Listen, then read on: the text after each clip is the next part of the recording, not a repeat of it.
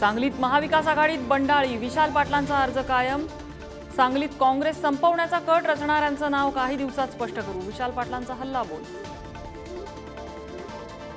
सोलापुरात अर्ज मागे घेण्याच्या दिवशी मोठे ट्विस्ट, वंचितसह मराठा क्रांती मोर्चाच्या उमेदवारांची माघार, तर एमआयएमनं उमेदवार न दिल्यानं महाविकास आघाडीला फायद्याची शक्यता।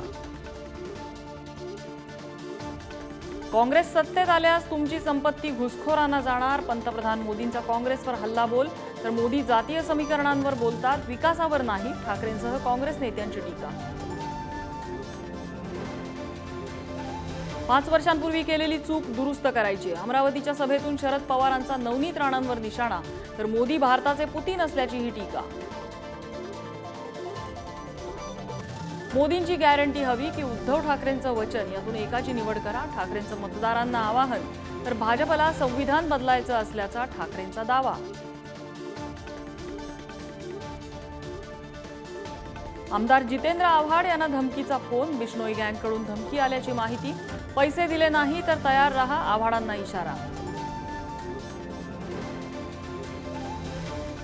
मतदानाआधीच भाजपच्या सुरतमधून मुकेश दलाल यांचा बिनविरोध विजय, काँग्रेसच्या उमेदवाराचा अर्ज रद्द, इतरांची उमेदवारीही घेतली मागे।